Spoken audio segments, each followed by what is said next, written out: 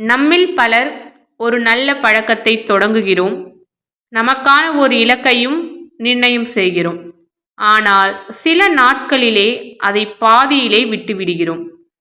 அதனால்தான் நம்முடைய பல கனவுகள் கனவாகவே மாறிவிடுகின்றன. ஆம் குழந்தைகளே, ஒரு சிறிய செயலை தினமும் நீங்கள் செய்வதன் மூலம் மிக பெரிய வெற்றி உங்களுக்கு கிடைக்கும்.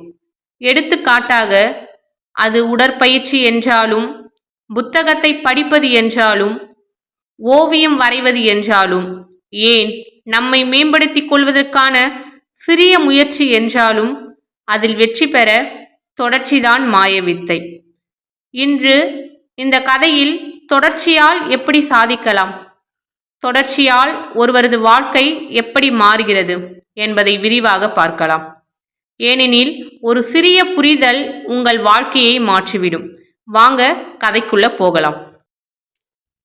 ஒரு அழகான கிராமத்தில் அருண் என்ற சிறுவன் வாழ்ந்து வந்தான். அவன் மிகவும் புத்திசாலி. ஆனால் அவனிடம் ஒரு பிரச்சனை இருந்தது.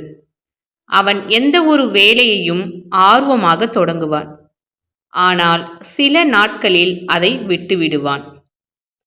ஒரு நாள் அவன் விளையாட்டில் சேருவான், அடுத்த நாள் ஓவியத்தில், அதற்கு அடுத்த நாள் இசையில் என பங்கு கொள்வான். ஆனால் எதையுமே தொடர்ச்சியாக செய்யாமல் பாதியிலே நிறுத்திவிடுவான். இதை அவனது தந்தை கவனித்தார். அருணின் இந்த நிலையை மாற்ற அவரது தந்தை முயற்சித்தார். தந்தை அருணை அழைத்து, மகனே, நீ முயற்சிகளை நல்ல மனதுடன் தொடங்குகிறாய். ஆனால் நீ வெற்றி பெற ஒரே மந்திரம் இருக்கிறது, அது தொடர்ச்சி என்றார்.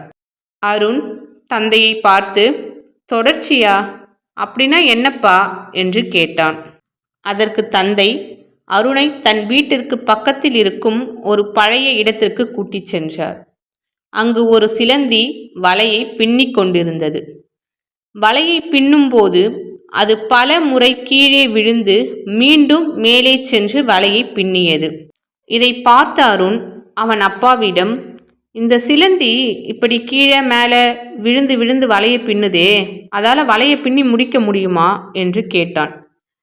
அதற்கு தந்தை சொன்னார், இப்போது சிலந்தி எத்தனை முறை கீழே விழுந்தாலும் மீண்டும் அதையே தொடர்ச்சியாக முயற்சி செய்து அதனுடைய வலையை இப்ப இல்லை என்றாலும் சிறிது நேரத்திலோ சிறிது நாட்களிலோ பின்னிவிடும்.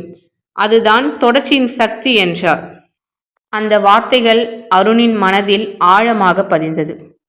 அந்த நாளிலிருந்து அவன் தீர்மானித்தான், எதை நாம் தொடங்கினாலும் தினமும் சிறிது நேரமாவது அதை தொடர்ச்சியாக செய்ய வேண்டும் என்று. அவன் முதலாவதாக தினமும் 20 நிமிடங்கள் மட்டும் ஓவியம் வரைய பழகத் தொடங்கினான். முதலில் அவன் வரைபடங்கள் பார்ப்பதற்கு அவ்வளவு அழகாக இல்லை. ஆனால் தொடர்ச்சியின் சக்தி அவனுக்கு புரிந்ததால் அவன் தொடர்ந்து வரைய பழகினான். ஒரு மாதம் கழித்து அவனுடைய ஓவியங்களில் அழகு தோன்றத் தொடங்கியது. சில மாதங்கள் கழித்து அவன் கிராமத்தில் நடந்த சிறுவர்கள் ஓவிய போட்டியில் கலந்து கொண்டான். அவன் வரைந்த ஓவியத்தை பார்த்த ஆசிரியர்கள் வியந்தனர். அவனால் முதல் பரிசும் பெற முடிந்தது. அவன் வீட்டிற்கு சென்று தந்தையிடம் அவன் வாங்கிய பரிசை காட்டி, நீ கூறிய தொடர்ச்சியின் சக்திதான் எனக்கு வெற்றி தந்தது என சந்தோஷமாக கூறினான். அந்த வெற்றிக்கு பிறகு அருண் வாழ்க்கையில் எந்த பணியையும் பாதியில் விட்டுவிடாமல் தினமும் சிறிது நேரமாவது முயற்சித்தான். இந்த கதையை கேட்டுக்கொண்டிருக்கும் நாமும் நம் வாழ்க்கையில் நாம் மேற்கொள்ளும் எந்த ஒரு வேலையாக இருந்தாலும் எதையுமே பாதியில் விட்டுவிடாமல் தொடர்ச்சியாக செய்தால் அதில் வெற்றி நிச்சயம். இந்த உலகில் எந்த ஒரு செயலும் ஒரே நாளில் மாறிவிடாது. தொடர்ச்சியான முயற்சி மெதுவாக இருந்தாலும் அது ஒரு உறுதியான வெற்றியை உருவாக்கும்.